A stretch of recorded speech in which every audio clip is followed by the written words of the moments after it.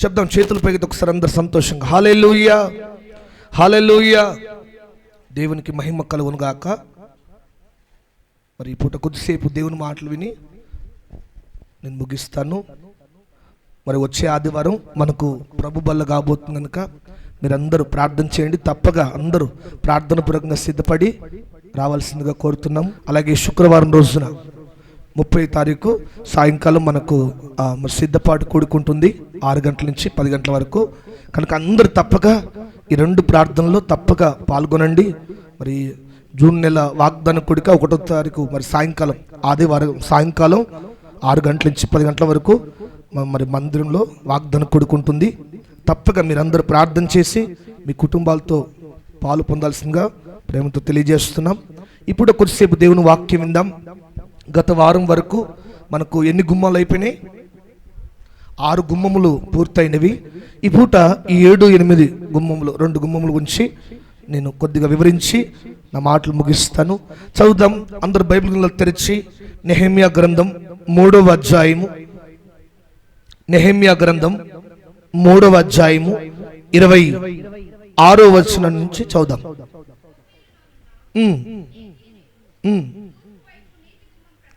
నీటి గుమ్మము ప్రక్కను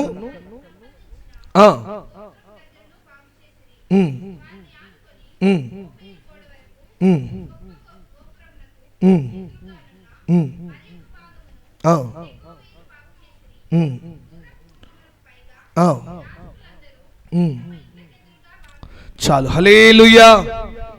చేతులపై చెప్దాం గట్టిగా హల్లెలూయా హల్లెలూయా. ఈ పూట 2 గుమ్మముల గురించి నేను తెలియజేయాలని కోరుతున్నాను. మరి 7వ గుమ్మం యెరూషలేము పట్టణమునకు 7వ గుమ్మం ఏంటంటే నీటి గుమ్మము. చెప్పండి, ఏ గుమ్మము? నీటి గుమ్మం. గత వారం మనం పెంట గుమ్మము, దారా గుమ్మం గురించి మనం విన్నాం. దారా గుమ్మము, నీటి గుమ్మము కొంచెం వ్యత్యాసం ఉంది. వాటర్ గేట్ అంటారు. ఈ నీటి గుమ్మాన్ని వాటర్ గేట్ అంటారు. దారా గుమ్మమేమో ఫౌంటైన్ గేట్. దారా గుమ్మమేమో 6వ గుమ్మమేమో ఫౌంటైన్ గేట్. అది ఈ రెండిటికి కాస్త వ్యత్యాసం ఉంది. ఈ 2 సమీపానే ఉన్నాయి. ఈ యొక్క నీటి గుమ్మానికి, ఈ యొక్క దార గుమ్మానికి, అలాగే 8వ గుమ్మానికి 3 కంబైన్డ్గా 2 గోపురాలు కట్టబడినాయి. 2 గోపురాలు కట్టబడినాయి. దేవుని చిత్తమైతే ఇది యెరూషలేము గుమ్మములు పూర్తయిన తర్వాత ఆ గోపురం గురించి విందాం. ఒక చిన్న మ్యాప్ లాగా ఉంటే ఒక చిన్న ఫ్లెక్సీ అట్లా కొట్టించి అది వివరించాలని అనుకుంటున్నాను. మీరు అందరు ప్రార్థన చేయండి. చూడండి, నీటి గుమ్మం వాటర్ గేట్. బైబిల్లో నీరుకు చాలా ప్రాధాన్యత ఉంది. నీరుకు చాలా ప్రాధాన్యత ఉంది. నీటిని దేంతో పోల్చబడింది? చెప్పండి, వాక్యముతో పోల్చబడింది. అందుకే మొట్టమొదటి కీర్తనలో ఏముంటుంది? దుష్టుల ఆలోచన చొప్పున నడవక, పాపుల మార్గంలో నిలవక, అపహాసకులు కూర్చుండు చోటున కూర్చుండక, యెహోవా ధర్మశాస్త్రమును ధ్యానించువాడు ధన్యుడు. అతడు నీటి కాలువల యోరన, నీటి కాలువల యోరన దేవుని ధర్మశాస్త్రాన్ని ధ్యానించేవాడు, దేవుని వాక్యాన్ని ధ్యానించేవాడు, దేవుని వాక్యాన్ని స్మరించేవాడు, నిత్యము ఆ వాక్యపు యోరన నాటబడే వ్యక్తి ఎక్కడుంటో తెలుసా? వాక్యపు కాలువ యొద్ద. బైబిల్లో చాలా చోట్ల నీరు వాక్యముతో పోల్చబడింది. గత వారం మనం విన్నాం, దారా గుమ్మం పరిశుద్ధాత్మ అభిషేకానికి సూచనగా ఉంది. ఆ దారా గుమ్మం పరిశుద్ధాత్మ అభిషేకానికి సూచనగా ఉంది. ఆ దారా గుమ్మం ఎక్కడైతే ఆ గుమ్మం కిందున్న నీటి దారలు ఏ ఒక్క నేలనైతే తడిపోయాయో, ఎండిపోయిన నేల కాస్త సారవంతమైన నేలగా మార్చబడిందని విన్నాం. ఈ 7వ గుమ్మం కూడా నీటి గుమ్మం. ఈ నీరు వాక్యముతో పోల్చబడింది. ఎఫెసీయులకు రాసిన పత్రిక 5వ అధ్యాయం 27వ వచనం రాయబడుతుంది కదా, వాక్యముతో ఉదక స్నానము. చదవండి ఆ మాట చూడండి, ఎఫెసీయులకు రాసిన పత్రిక 5వ అధ్యాయము.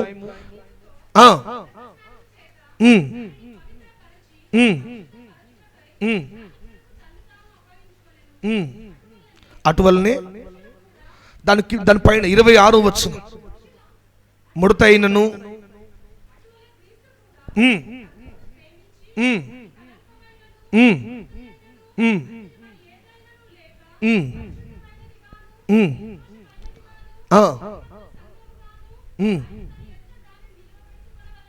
చాలు. హల్లెలూయా.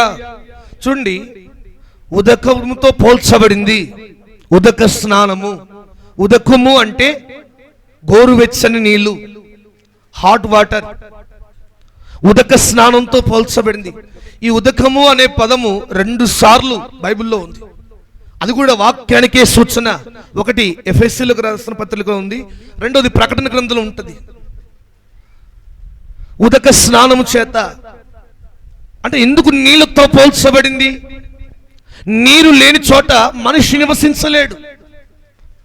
మనం జాగ్రత్తగా గమనిస్తే ఇశ్రాయేలు ప్రజలు వారి యాత్రలో ఎక్కువ సార్లు గొడవ వచ్చింది, అసలు సమస్య వచ్చింది నీళ్లు లేనందున.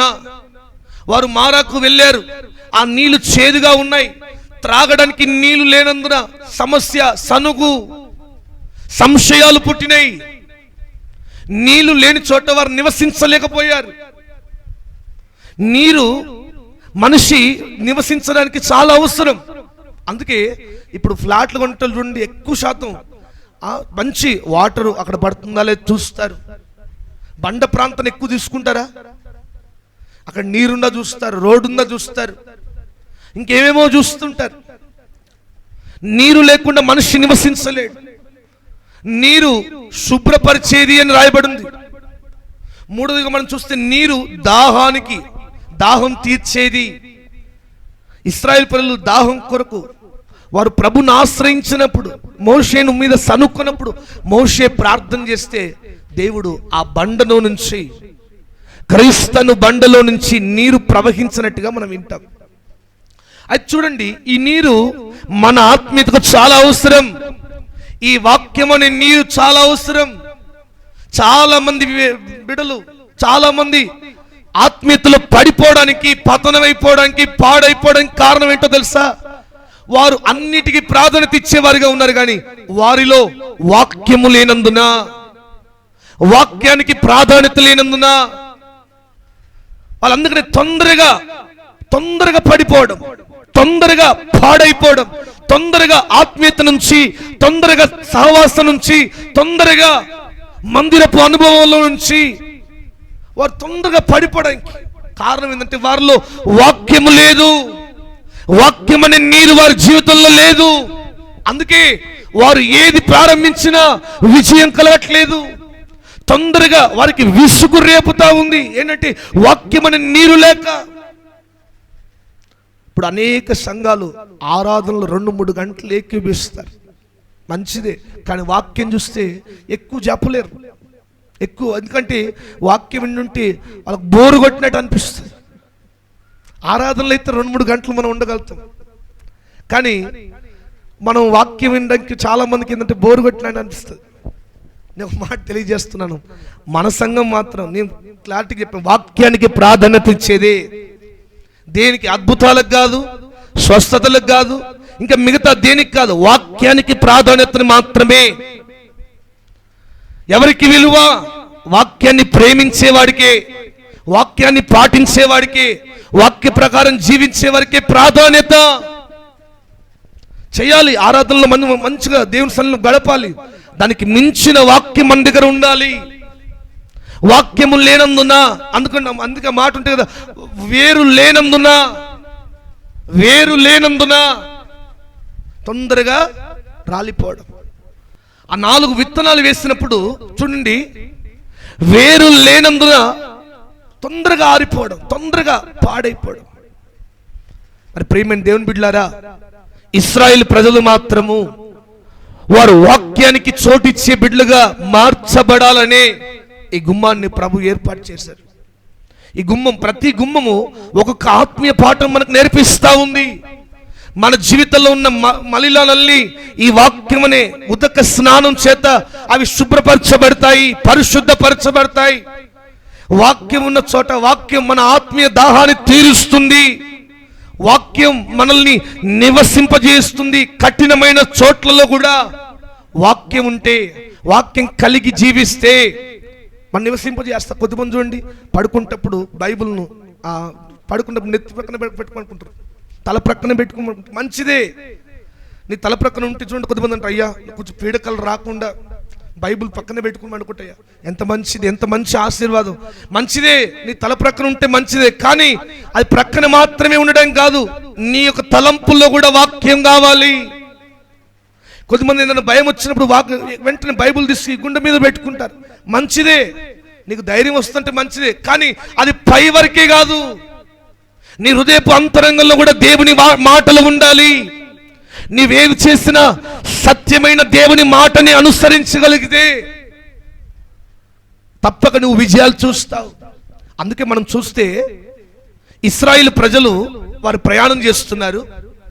ప్రయాణం చేస్తుంటే యోర్దాను నది ఉన్న చోటుకు వచ్చారు. ఆ చోటికి రాగానే చూడండి, యోర్దాను నది ఎంత వేగవంతంగా ప్రవహిస్తా ఉందంటే మనిషి నిలబడితే కొట్టుకుపోయి అంత. మనిషి నిలబడలేడు. అది యోర్దాను నది అనేది ఒక లోయలో నుంచి ప్రవహిస్తూ ఉంది. మనం గత కొన్ని రోజుల కింద విన్నాం కదా, వ్యాలీ గేట్ అని. ఒక వ్యాలీలో, ఒక లోయ లాంటి ప్రదేశంలో ఈ యోర్దాను నది వేగవంతంగా ప్రవహిస్తూ ఉంది. దాన్ని దాటే ఆ శక్తి ఎవరికి లేదు. దాన్ని దాటాలంటే భయం. ప్రజలందరూ భయపడుతున్న వేళ యెహోషువ ఏం చేశాడు చెప్పండి? తాను ముందు నిలబడ్డా? చెప్తలేరు ఎవరు నిలబడ్డారు ముందు? యెహోషువ ఏం చేస్తాడంటే దేవుని సన్నిధిలో ప్రార్థన చేయగానే దేవుడు సెలవిచ్చాడు. వాక్యాన్ని కలిగి ఉన్న మందసం పట్టుకున్న యాజకులు అడుగు పెట్టగానే వారిని ముందు నిలబెట్టాడు. వారు నిలబడి వాళ్ళ పాదపు అంచులు వాక్యాన్ని మోస్తున్న, వాక్యం ఉన్న మందసాన్ని మోస్తున్న యాజకుల పాదధూళి ఆ యోర్దాను నది మీద పడగానే యోర్దాను ఏమైపోయింది? 2 పాయలైపోయింది. మరి అప్పుడే వెళ్ళిపోయారా? ఏం చేస్తారు తెలుసా? ఈ మందసాన్ని మోస్తున్న, ఈ వాక్యాన్ని మోస్తున్న యాజకులు ఏం చేస్తారంటే వెళ్ళి ఆ యోర్దాను నడుమ సెంటర్ ప్లేస్ లో మధ్యలో వారు వెళ్ళి నిలబడ్డారు. ప్రజలందరూ పోయిన తర్వాత, దాటిపోయిన తర్వాత అప్పుడు ఆఖరిగా వీరు వచ్చారు. అంటే చూడండి, వాక్యాన్ని మోస్తున్న వారు ఎక్కడ అడుగు పెడితే ఆ సమస్యలు పటాపంచలైపోతాయి. హల్లెలూయా! వారి ముందు ప్రవహిస్తున్న యోర్దాను నది కూడా 2 పాయలైపోయింది. ఎవరిని చూసి? యాజకులను చూసి కాదు. ఎవరిని చూసి? నడిపిస్తున్న యెహోషువను చూసి కాదు. ఎవరిని చూసి? ఇశ్రాయేలు పెద్దలను చూసి కాదు. వాక్యాన్ని మోస్తున్న మందసానికి, వాక్యాన్ని మోస్తున్న మందసం, ఆ మందసాన్ని మోస్తున్న యాజకులు అడుగు పెట్టినప్పుడు, ప్రేమ దేవుని బిడ్డలారా, మన జీవితాల్లో వాక్యానికి ఎంత ప్రాధాన్యత ఉంది? వాక్యానికి ప్రాధాన్యత ఎప్పుడు నువ్వు ఇస్తున్నావంటే నీ జీవితంలో కార్యాలు కనబడతాయి. నీ జీవితంలో అద్భుతాలు చూస్తావు. నీ జీవితాలు అన్ని వేళలో సమాధానమే వర్ధిల్లుతుంది. వాక్యానికి నీలో చోటు లేకపోతే తొందరగా పడిపోతావు, తొందరగా పాడైపోతావు. ఆత్మీయతలో నిలబడలేవు, సహవాసంలో నిలబడలేవు, భక్తిలో నిలబడలేవు. నీవు నిలబడలేకపోతున్నావంటే కారణం నీలో వాక్యము లేదు. నీ జీవితంలో వాక్యానికి చోటు లేదు, వాక్యానికి ప్రాధాన్యత లేదు. ఆ వాక్యపు మార్గంలో నీవు లేవు. మరి వాక్యానికి చోటు ఇచ్చే వ్యక్తివి నీవు వాక్యం కంటే ముందు వచ్చి కూర్చుంటున్నావా? వాక్యం అయితేప్పుడు వచ్చి కూర్చుంటున్నావా? ఇప్పుడు మనం ఒక దానికి విలువిస్తున్నామంటే, ఇప్పుడు ఎగ్జామ్, మన రీసెంట్గా ఇప్పుడు ఎగ్జామ్స్ అవుతుంటే ఒక హాఫ్ అన్ అవర్ ముందే వెళ్ళి ఆ ఎగ్జామ్ సెంటర్ కంటే ముందు నిలబడి కూర్చుంటున్నారు. ఎందుకు? ఎందుకు చెప్పండి? ఒక్క నిమిషం లేట్ అయిపోతే ఎగ్జామ్ రాయని, నా భవిష్యత్తు అంటారు. మంచిది, అట్లా డిసిప్లిన్ ఉండాలి, మనం ముందుకు వెళ్ళడం మంచిది. మరి మన జీవితాన్ని చూడండి, చదువులో నేర్పిస్తున్న ఒక ఎగ్జామ్ పాస్ కావడానికి అంత డిసిప్లిన్గా ఉంటే, మన జీవితాన్ని కడుతున్న దేవుని వాక్యానికి నువ్వు చోటిస్తున్నావంటే, అయ్యా నేను చోటిస్తున్నానంటే, నువ్వు వాక్యం కంటే వాక్యం అవుతుంటే నువ్వు మధ్యలో కూర్చుంటే ఇక నువ్వు వాక్యానికి ఎలా విలువిచ్చినట్టు? అంతేనా? ఇప్పుడు వాక్యం భయం లేనందుకే కదా, ఆ వాక్యానికి నువ్వు విలువీయకపోవడమే కదా. నువ్వు ఎప్పుడొచ్చినా ఏం కాదు అనుకుంటున్నావేమో. ప్రియమైన దేవుని బిడ్డలారా, మనిషిని బాగు చేసేది వాక్యం మాత్రమే. అందుకే దావీదు అంటాడు, నేను పాపము చేయకుండానట్లు ఏముందన్నమాట, నా హృదయంలో నీ వాక్యం ఉంచుకొని ఉన్నానయ్యా. భక్తులు ఆయా విధాలుగా ఆ వాక్యం యొక్క శక్తి, ఆ వాక్యం ద్వారా జరిగే కార్యాలను వివరిస్తూ వచ్చారు. కీర్తనలు మనం చూస్తాం, నీ వాక్యం నా పాదములకు దీపం. ఇంకో భక్తుడు అంటాడు, జుంటె తేనె దారుల కన్నా నీ వాక్యం ఎంతో మధురమైనది. దావీదు అంటాడు, నేను పాపం చేయకుండా ఉండడానికి నీ వాక్యమే నా హృదయంలో ఉంచుకుని ఉన్నానయ్యా, నీ వాక్యం నా జీవితంలో ఉంచుకుని ఉన్నాను. మరి నీ ఇంటిలో గోడల మీద వరకైనా వాక్యం, ఇంటిలో గోడల మీద వరకైనా వాక్యం నీ జీవితంలో ఉందా? మరొక్కసారి ఆ వాక్యం నీ జీవితంలో ఉన్న మలినాలను తుడిచివేస్తావు, శుద్ధీకరిస్తావు. ఆ వాక్యం ఉన్న చోట నీవు ఎంతసేపైనా, ఎన్ని సమస్యలున్నా, ఎన్ని ఇబ్బందులున్నా, ఎంత ఇబ్బంది పెట్టినా నీవు నిలబడగలవు. హల్లెలూయా, చెప్పండి గట్టి హల్లెలూయా, హల్లెలూయా. చూడండి, నా మాట చూడండి, అదే నెహెమ్యా గ్రంథం 8వ అధ్యాయం 1వ వచనంలో ప్రవక్త అయిన శాస్త్రి అయిన ఎజ్రా, చూడండి ఆ మాట చూడండి.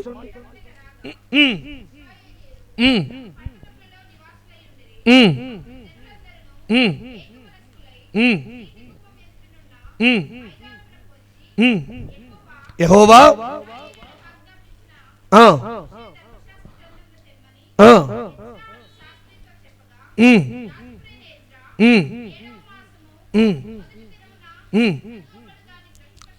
అమ్మ వినాలి ఈ మాట.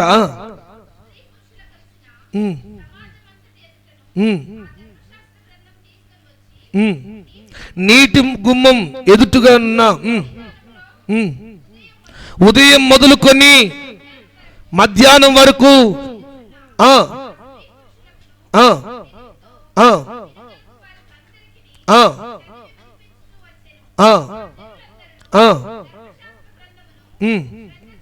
చాలు. హల్లెలూయా, చేతులపై యుద్ధం కట్టి హల్లెలూయా. ఏముంది? ప్రజలందరూ రే మన జీవితాలను బాగు చేసేది దేవుని వాక్యమే. పాటలు పాడదాం, ఆరాధన చేస్తాం, కానీ మన జీవితాన్ని ఒక సరైన దశలో నిర్దశలో నిలబెట్టేది దేవుని వాక్యమే అని తెలుసుకొని సేవకుని పిలిపించారు. ఎజ్రా శాస్త్రం పిలిపించి, అయ్యా దేవుని మాటలను మాకు వినిపింపజేయండి, మేము వింటాం అని చెప్తే, ఎజ్రా వెళ్ళి ధర్మశాస్త్రాన్ని, మోషే ధర్మశాస్త్రాన్ని తీసుకొని వచ్చి అదే నీటి గుమ్మం ఎదురుగా నిలబడి ప్రజలందరిని పిలిపించాడంట. ఉదయం మొదలుకొని మధ్యాహ్నం వరకు అలాగే నిలుచుండి శ్రద్ధతో, భయభక్తులతో, ఒక భయం, ఒక భక్తితో వాళ్ళు వాక్యాన్ని వించుంటూ వచ్చారంట. ఎంతసేపు అయిన వరకు విసుకొస్తలేదు. మరి మనకు ఒక గంట సేపు వాక్యం వినగానే ఎక్కలేని విసుకొస్తుంటుంది, ఎక్కలేని పనులని మనకే గుర్తొస్తూ ఉంటాయి. ఆ సీఎం కూడా ఉండే పనులు అన్ని మనకే ఉంటాయి. ఎందుకు? వాక్యానికి మనం కూర్చుండి ఒక గంట 2-3 గంటలు చూడండి, ఒక అర్ధ గంట లేటుగానే ఇంకెంతసేపు చెప్తారా చూడండి. ఆ విలువ తెలియని వ్యక్తికి, అందుకే పందుల ముందు ముత్యాలు పోయిరాదట. వింటున్నారా? విలువైన దాని ముందు, విలువైనది ఒక చూడండి, ఆ ఒక విలువ లేని వాళ్ళ ముందు పోస్తున్నారు. నేను నిన్ను దాంతో పోల్చట్లేదమ్మా, మళ్ళీ నన్ను తప్పుదీశారు చెప్పట్లేదు, కానీ చెప్తున్నాను ఏంటంటే, చూడండి, ఒక భయం కలిగి ఉండాలి. మన జీవితం తప్పు త్రోవలో వెళ్తున్నప్పుడు మనల్ని హెచ్చరించేది దేవుని వాక్యమే.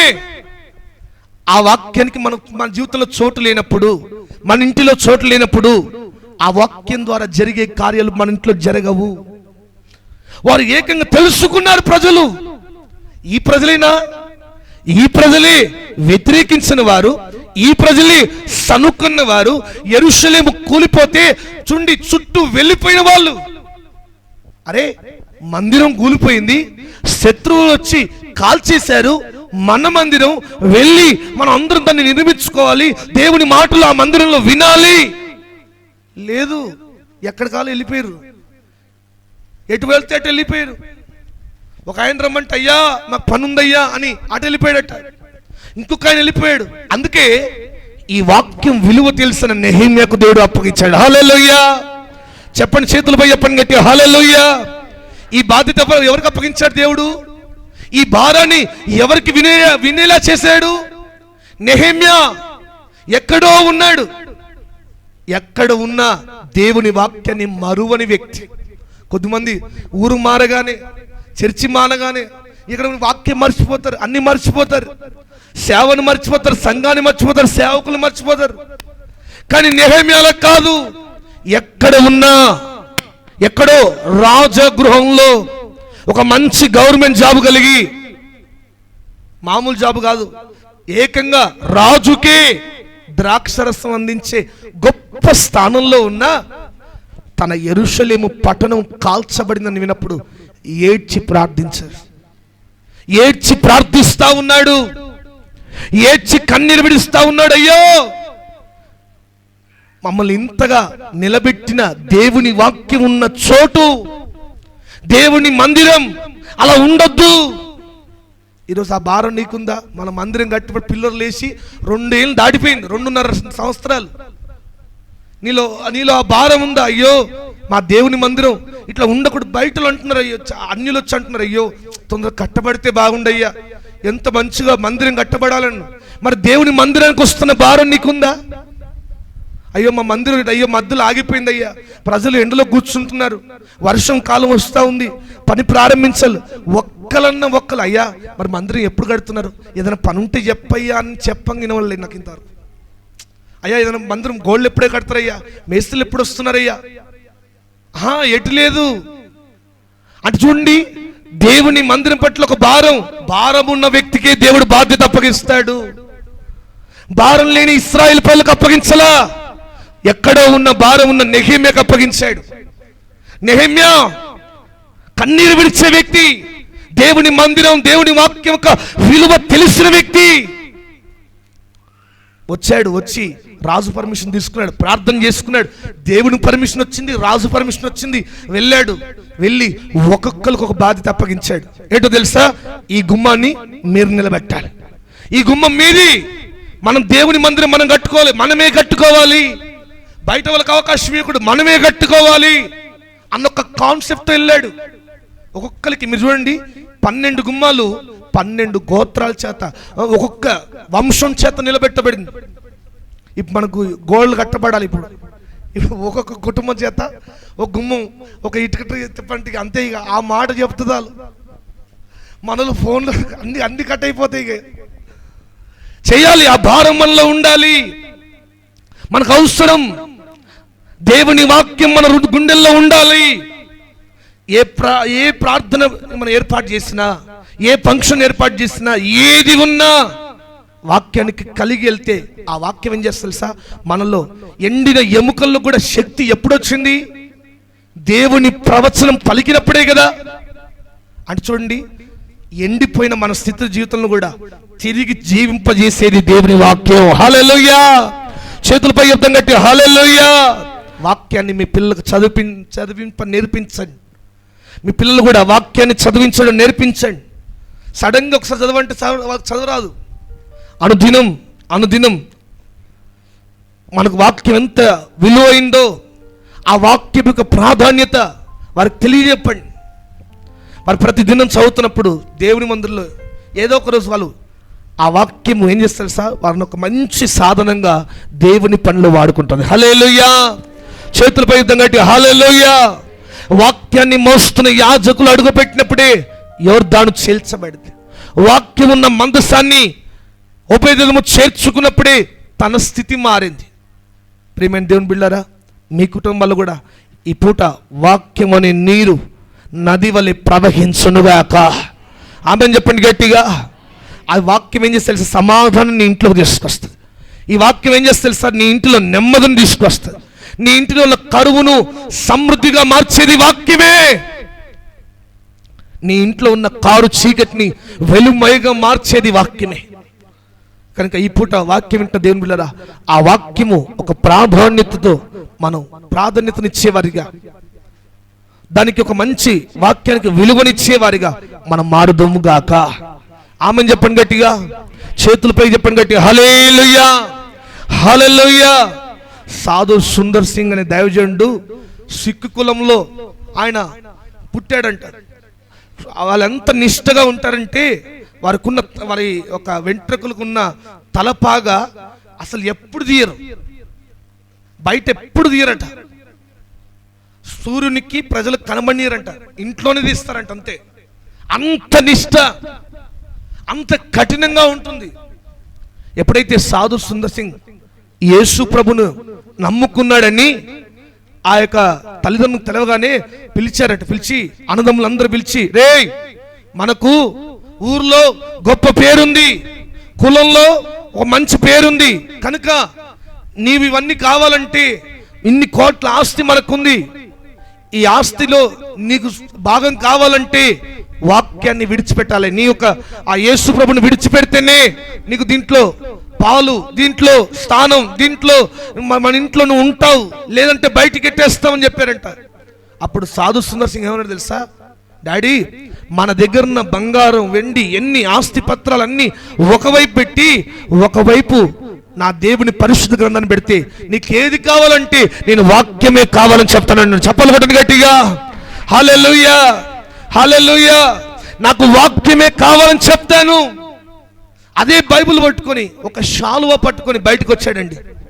చైనా, టిబెట్ ప్రాంతాల్లో ఈ పూట సువార్త అందిందంటే ఆ సేవకుని త్యాగం, ఆ సేవకుని త్యాగం. ఒక్క బైబిల్ పట్టుకొని వచ్చాడు. ఒకరోజు అదే తల్లిదండ్రులు పిలిచి అన్నంలో విషం కలిపి పెట్టారట. తిని తెలియదు కదా, తిని వెళ్ళిపోయాడు, ఎక్కడో పడిపోయాడు. కానీ మరలా లేచి తిరుగుతుంటే వీళ్ళు ఆశ్చర్యపోతున్నారు. విషాన్ని కూడా విరగొట్టింది ఏంటో తెలుసా? చచ్చిపోయేలాగా చేయాలని వాళ్ళు అనుకున్నారు, కానీ చనిపోయిన స్థితులను కూడా జీవమిచ్చేది దేవుని వాక్యం. హల్లెలూయా, హల్లెలూయా. ఈ పూట ఈ వాక్యాన్ని ఒక దిక్కు పెట్టి, మీ యొక్క స్థితిగతులను ఒక దిక్కు పెడితే, మీ యొక్క పరిస్థితులను ఒక దిక్కు పెడితే, అయ్యా ఏది కావాలి? ఈ డబ్బు కావాలా, ఈ వాక్యం కావాలంటే, అయ్యా వాక్యం మనసులో ఉంటుంది దాల్చి, డబ్బు అవసరం అనుకుంటారు. మీరు కాదులేమ్మా, మీరు వాక్యం కొరకు చుండి ఎన్నెన్నో విడిచిపెట్టేస్తారు. కేసీఆర్ గన్పూర్లో మీటింగ్ పెట్టిన పోరు మీరు. హల్లెలూయా, శబ్దం గట్టి హల్లెలూయా. కనుక వాక్యానికి మన జీవితంలో నిత్యము అలా చోటు ఇచ్చేవారిగా, అలాగే స్థానం ఇచ్చేవారిగా మారుదుముగాక. ఈ నీటి గుమ్మం తెలియజేస్తా ఉంది, నీ జీవితంలో వాక్యం అనే నది ప్రవహించాలని, జీవనది వలె మారాలని, వాక్యం మన ప్రతి అణువులో వాక్యమే నిలబడాలని తెలియజేస్తా ఉంది. రెండవదిగా 8వది చూడండి, అదే 27, 28. నెహెమ్యా గ్రంథం 3, 27, 28.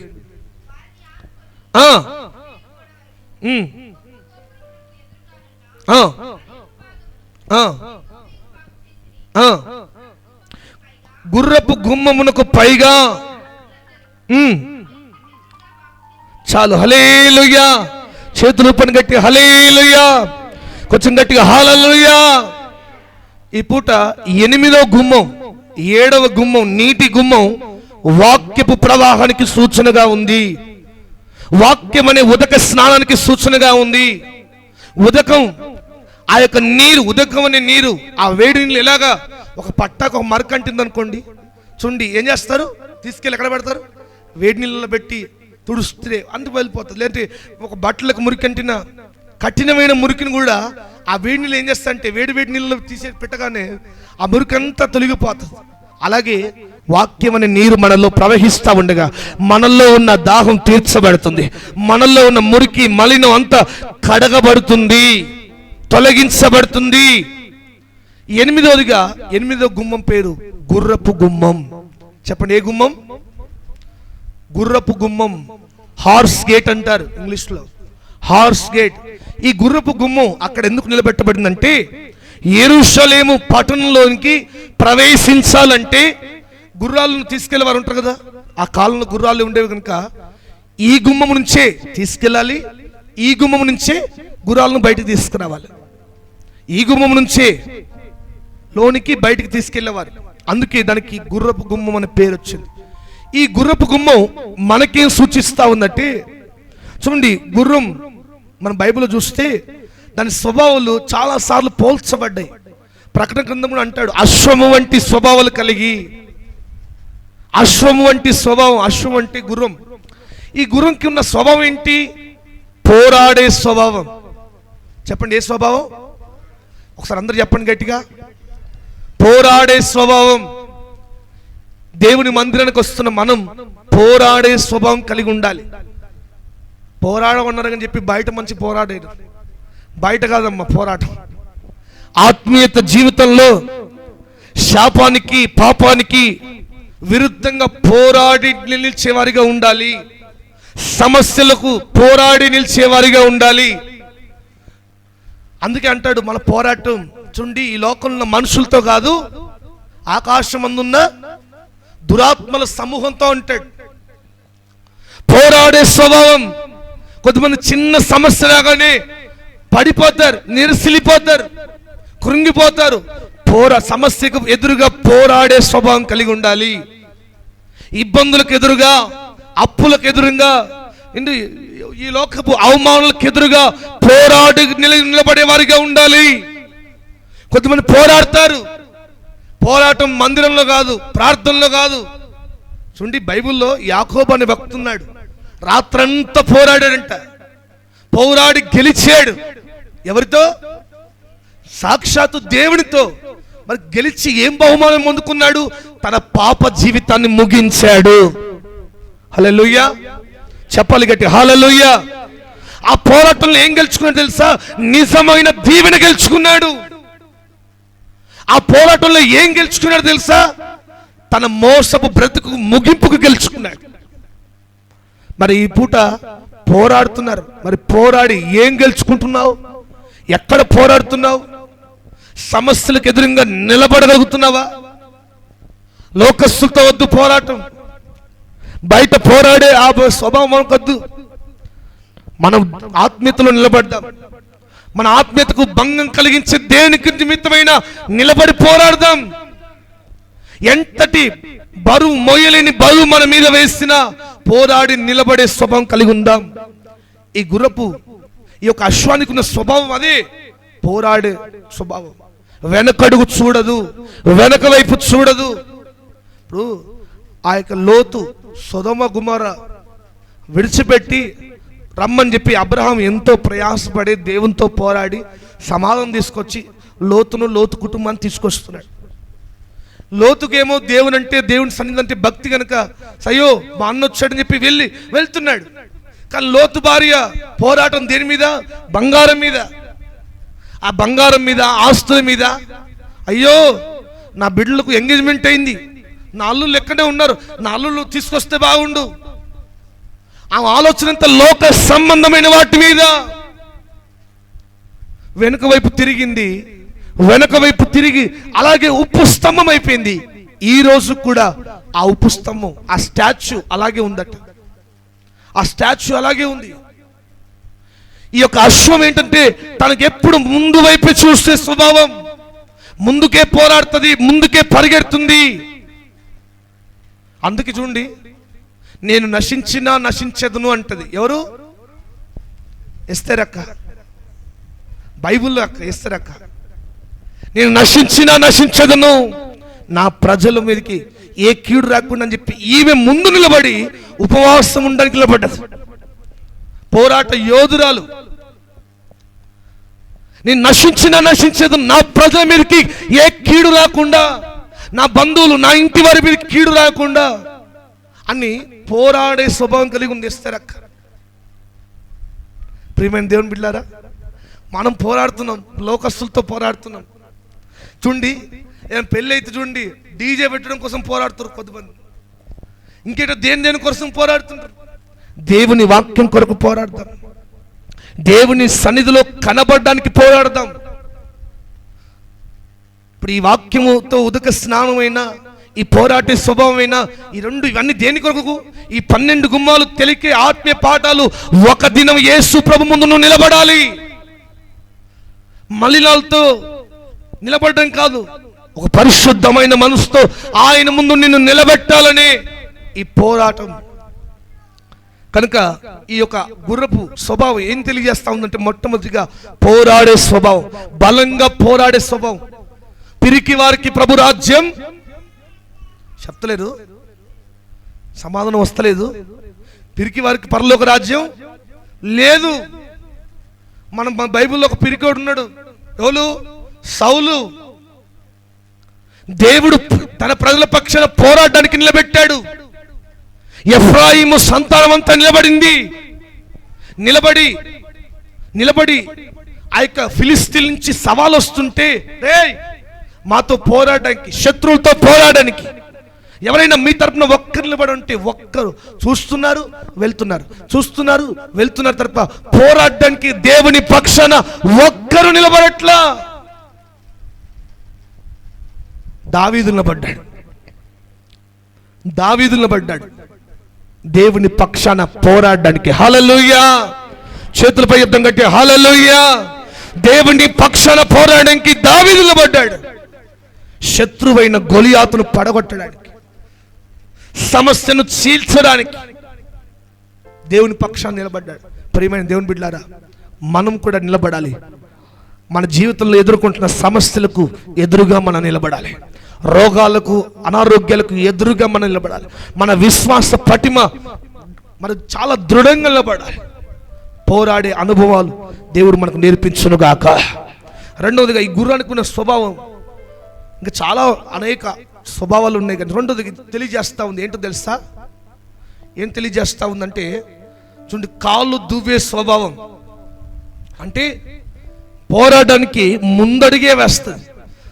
దానికి బైబిల్ గ్రంథం ఏం తెలియజేస్తా అంటే, పౌరుషం కలిగి ఉంటుంది. పౌరుషం కలిగి ఉండాలి. లోకపు అనుభవాలతో, లోకపు వాళ్ళతో గొడవ పెట్టుకోవడం కాదు. ఈ పౌరుషం దేని కొరకంటే, దేవుని కొరకు నిలబడడానికి ఒక పౌరుషం కావాలి. కులాన్ని, లోకాన్ని, సమస్యలను జయించడానికి పౌరుషం కావాలి. ఇశ్రాయేలు ప్రజలందరూ 2 తలంపుల మీద నిలబడ్డారు. 2 తలంపుల మీద, ఒకవైపు బయలు ప్రవక్త నిలబడింది, ఒకవైపు దేవుడున్నాడు.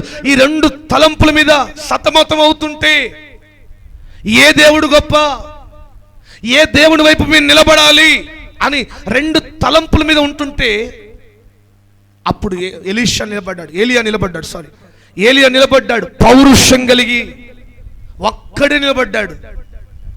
దేవుని కార్యాలను వివరించడానికి, దేవుని కార్యాలను కనుపరచడానికి, జనుల ముందు అద్భుతములను, దేవుని సూచక్రియలను కనుపరచడానికి ఏలియా ఒక్కడే నిలబడ్డాడు పౌరుషం కలిగి. ఆ పూట ఏలియా నిలబడకపోతే ఇశ్రాయేల్ ప్రజలు అదే 2 తలంపుల మీద కడవరకు ఉండేవారు.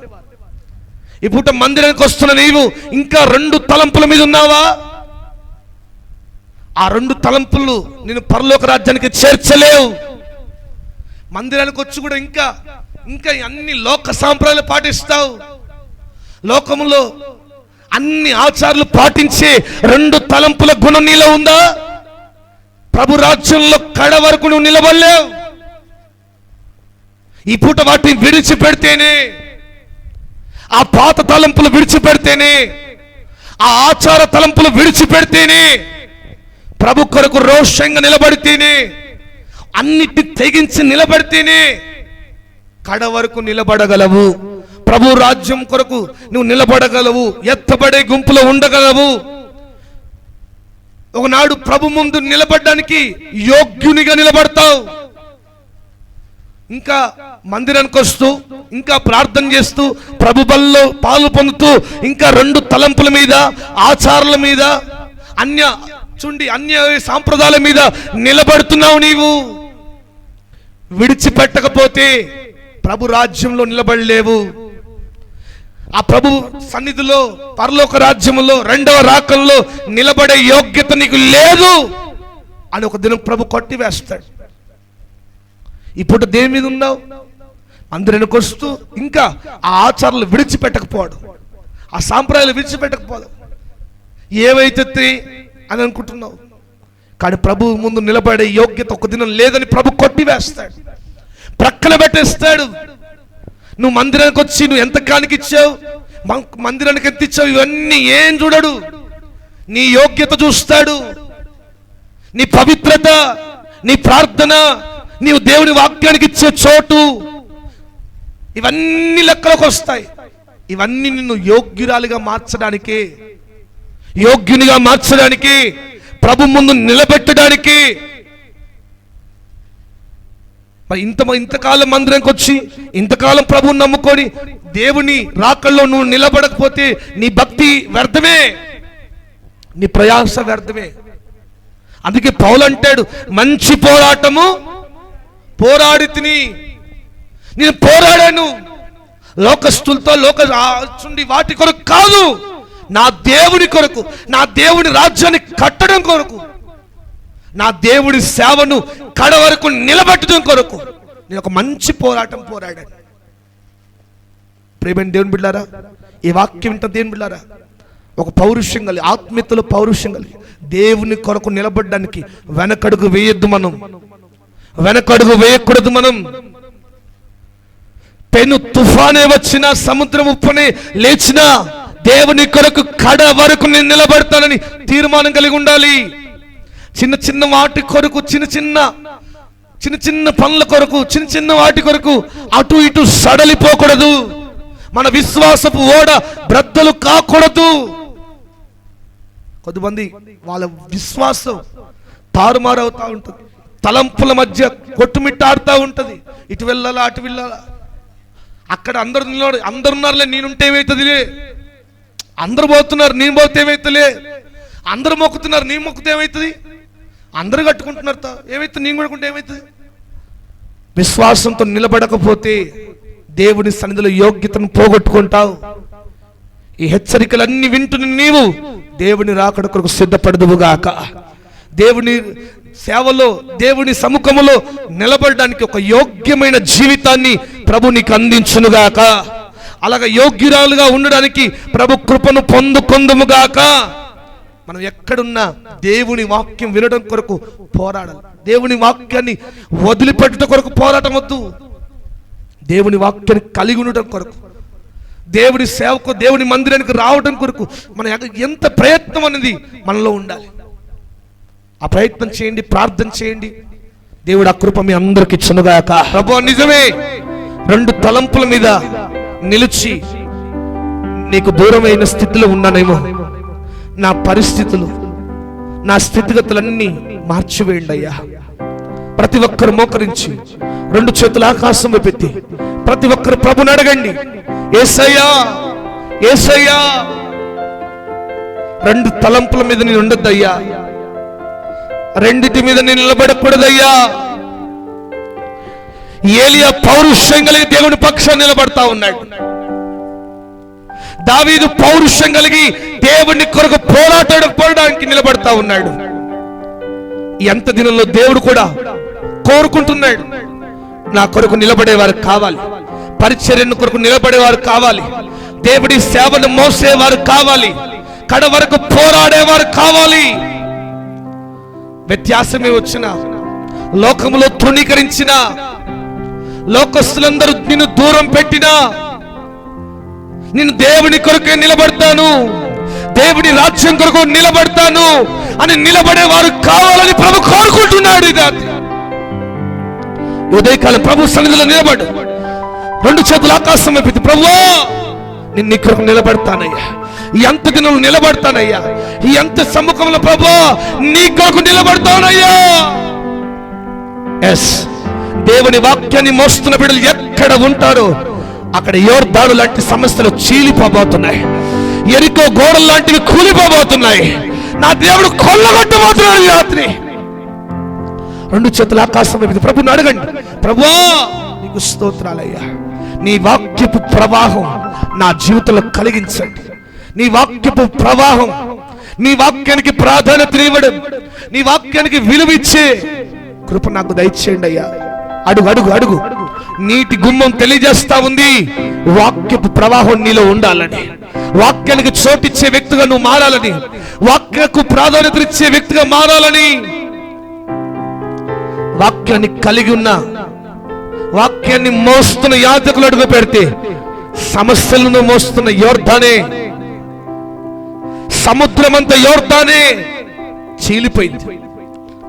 ఆ వాక్యాన్ని నీ ఇంటిలో మోయగలిగితే, నీ జీవితంలో మోయగలిగితే, నీ హృదయంలో చోటు ఇవ్వగలిగితే, నీ జీవితంలో ఎదుర్కొంటున్న ప్రతి సమస్యను నా దేవుడి దినం 2 పాయలుగా చేయబోతున్నాడు. 2 పాయలుగా చేయబోతున్నాడు. గట్టిగా చప్పట్లు కొడుతూ, గట్టిగా చప్పట్లు కొడుతూ ప్రభు నామమును మహిమపరుస్తాం. గట్టిగా గట్టిగా గట్టిగా చప్పట్లు కొడుతూ ఇదిగో యోర్దాను లాంటి సమస్యలను చీల్చబోతున్నాడు ఆయన యేసు నామములో. నీ ముందున్న పోరాటంలో విజయవేత్తగా నిన్ను నిలబెట్టబోతున్నాడు ఆయన. నిన్ను నిలబెట్టబోతున్నాడు ఆయన. ఆ కృపను నువ్వు పొందుకోబోతున్నావు. ఆ కృపను నీకు పొందుకోబోతున్నావు. ఆరోగ్యంలో రోగాలతో పోరాడే ఆ పోరాటం దేవుడు నీకు విజయాన్ని ఇవ్వబోతున్నాడు. ప్రతి ఒక్కరు మోకరించి 2 చేతులు ఆకాశం వైపెత్తి, ప్రభువా ఈ పూట నీ మాటల చేత మాట్లాడావు ప్రభా. 2 చేతులు ఆకాశం వైపెత్తి ప్రతి ఒక్కరు మోకాళ్ళ మీద ఉండి అందరూ మోకరించి ప్రార్థన చేద్దామా? ప్రతి ఒక్కరు